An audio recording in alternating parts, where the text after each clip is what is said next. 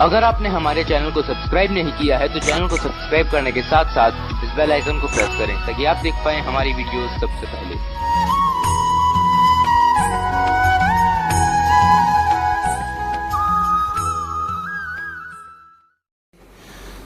परमात्मा कहते तुमने उस दरगाह का मैल नहीं देखा, धर्मराज के तिल तिल का लेखा, एक एक पाई का हिसाब आपने चुकाना पड़ता है। और इस जैसे अभी आपको बताया कि पहले इस अज्ञानता में आपने कितनी गलती कर दी और कितने अपराध बन गए। कसाई तक का भी उदाहरण दे रखा है कि सदना नाम का कसाई था और वो भी अपने जॉब को छोड़ना नहीं चाहता था। कदे भूखा मर जाऊं मैं और क्या करूंगा भगवान। संतों का ज्ञान सुना पर संत से मिला सदना और प्रभावित हुआ, सारी बातों को स्वीकार किया, लेकिन रोजी रोटी फिर अड़ गई गए। संत परमात्मा स्वयं आते हैं साधु रूप बना के अपनी प्यारी आत्माओं को सतमार्ग बताते हैं।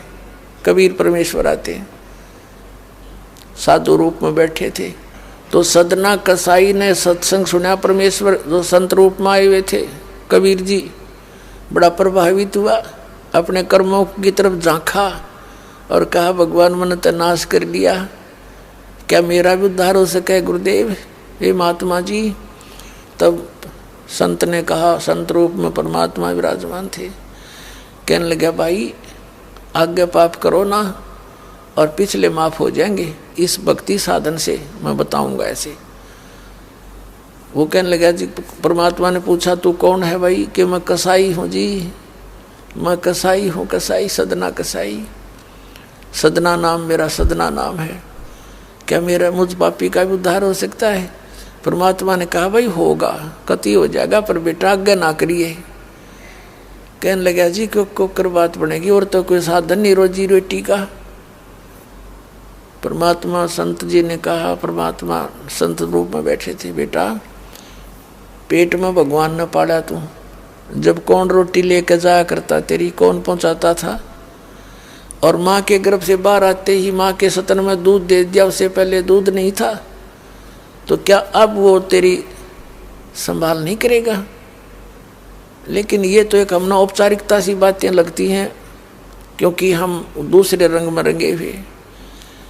कहने लगा जी मेरा तो काम ना चले, बालक भूखे मर जाएंगे, मेरा तो और कोई काम नहीं, मैं तो नौकर हूँ एक कसाई का और मन्नत तो ये काम करना पड़ेगा। तो परमात्मा ने सोची भाई ये तो सारे बांध रखे काल ने। कहा, परमात्मा ने कहा बेटा इसने छोड़ दे तू। तो सदना कसाई कहने लगा महाराज जी कुकर छोड़ो भूखे मर जाएंगे, बालक कर नाम लेना चाहे उठे नहीं, मेरा उद्धार कर दो गुरुदेव, उद्धार कर दो, मैं तो कति नरक में गया। परमात्मा बोले भाई नो दोनों बात क्यों करोगी मेरे। फिर परमेश्वर ने सोचा चल भाई चाकस होती है इसकी तो बहुत जबरदस्त इच्छा भगवान में। तो मालिक ने कहा ठीक है बेटा तू नो करिए, एक अपना लिमिट बना ले कि इससे ज़्यादा नहीं बकरे काटेगा, जितनी तू ज़्यादा से ज़्यादा बना ले पर रही है वचन पे। अब सदना बोला जी ठीक है। उसने सोचा रोज के 5-4 काटने पड़े हैं, हम बेईमान से कहने लगा अग जी 100 तो ज़्यादा नहीं काटूंगा डेली। परमात्मा बोले अच्छा भाई जाता है, ठीक है बेटा देख रही है वचन पे, अग जी पक्का हूँ मैं वचन का। चला गया। अब क्या हुआ कि उस शहर में राजा की लड़की का ब्याह हो गया, बारात आ गई और उसमें बकरे दारू चल रहे। मुसलमान बादशाह था, मतलब मांस तो आम खाते हैं, दारू शराब तो नहीं होगी खैर। अब उसके सदना के मालिक ने आदेश दिया कि सदना बड़ा ऑर्डर आ गया उससे, और भाई ला दिए बकरे ला कर रख दिए 20। अब 20 काट दिए सदना ने, फिर डिमांड आ गई 20 की और।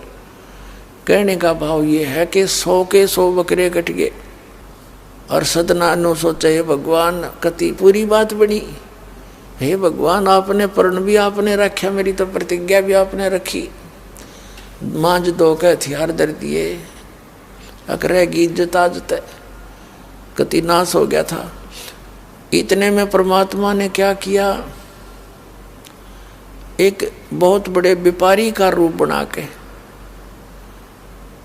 पहुंच गया सदना के मालिक के पास और कहा, भाई मैंने ऐसे ऐसे कांटेक्ट करना, एग्रीमेंट करना तेरे से, रोज के 20, 30, 50 बकरे चाहिएंगे और मैं ऐसे आगे सप्लाई किया करता हूँ।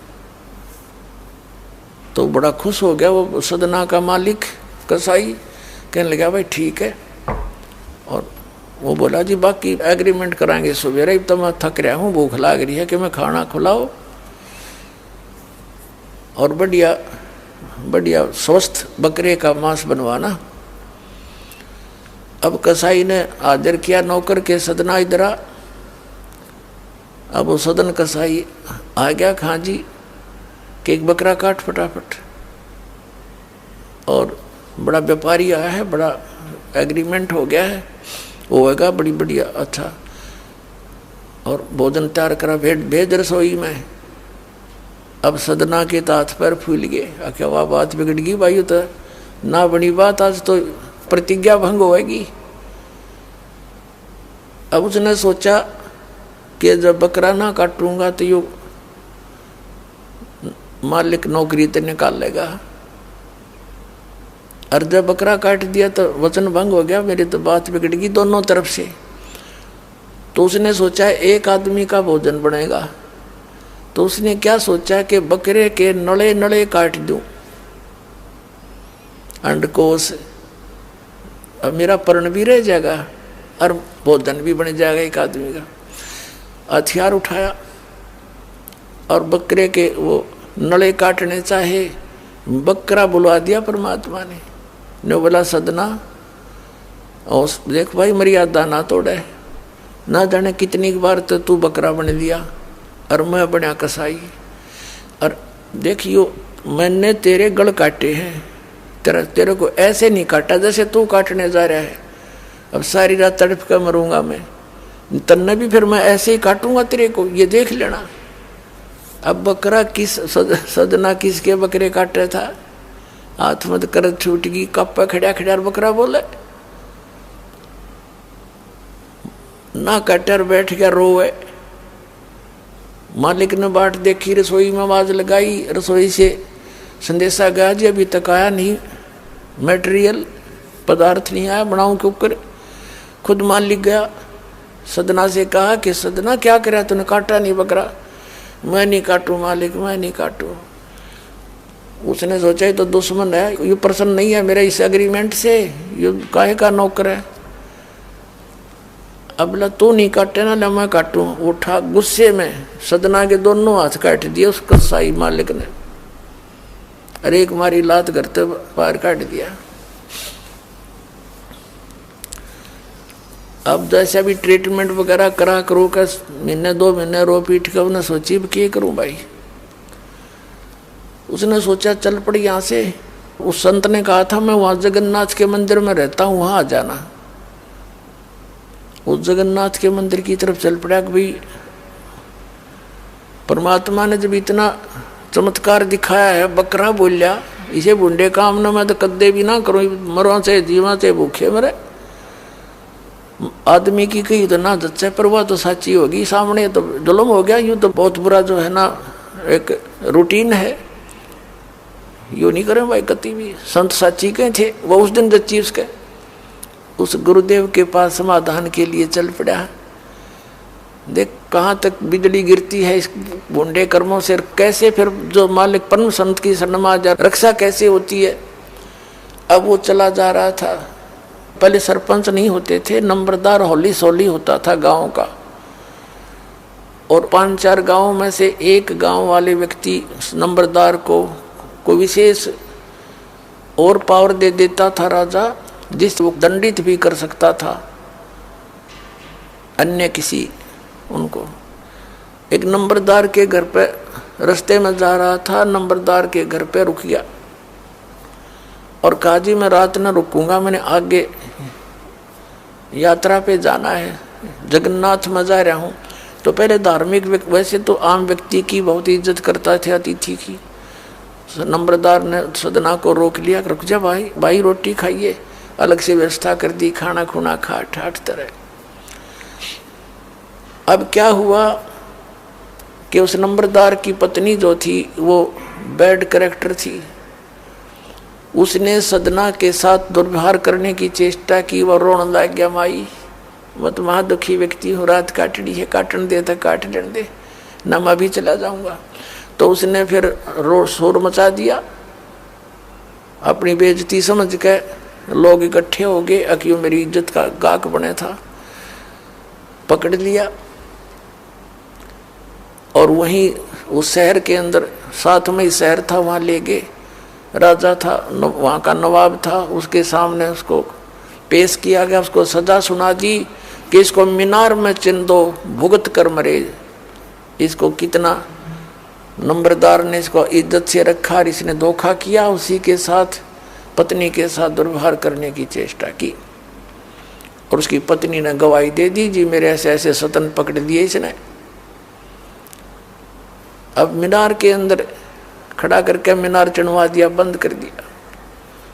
अकाब मर जाएगा, चिल्ला चिल्ला के रो पीट के। तब सदना ने अर्ज करी है, गुरुदेव मैं तो पापी आत्मा था, मुझे तो चाहे इससे बदतर मौत मार दो, लेकिन मुझे ये भगत कहे थे कि मंदिर में जावे ढेड और इसे इसके गुरु होंगे, और ऐसा करता था ऐसा करता था।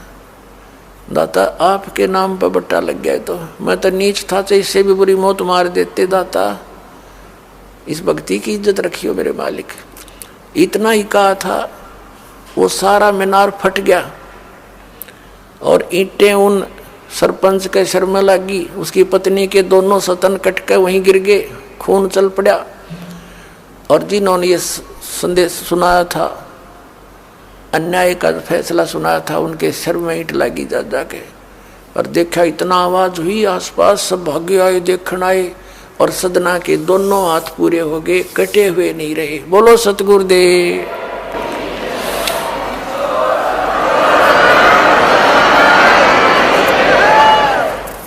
तो कहने का भाव ये पुण्यात्माओं, हम मर्यादा इतनी भारा मान रहे हैं जो भगवान के मार्ग पर चलने वाली, और उनसे ही लाभ होगा। भाई जो गुरु बचन पे डट गे, कट गे फंद 84 के, कट गे फंद 84 के, कट गे फंद 84 के। भाई जो गुरु बचन पे डट गे, कट गे फंद 84 के। वस्तु मिली ठोड़ की ठोड़, मिट गी मन पापी की दौड़। वस्तु मिली ठोड़ की ठोड़, मिट गी मन पापी की दौड़। भरम मिटे मथुरा काशी के, भरम मिटे मथुरा काशी के। भाई जो गुरु बचन पर डट गे, कट गे फंद 84 के। अब पुण्यात्माओं, सदना जैसे कसाई का उद्धार कर दिया उस परम पिता ने, तो आप का तो कहना है कि है जिस मार्ग पर लग जाओ, तो वही मार्ग, वही परमात्मा और वही ज्ञान, वो समाधान आज इस दास को दे रखा उस दाता ने। इसका लाभ उठाओ, औरों को भी समझाओ, सत्य से परिचित हो जाओ।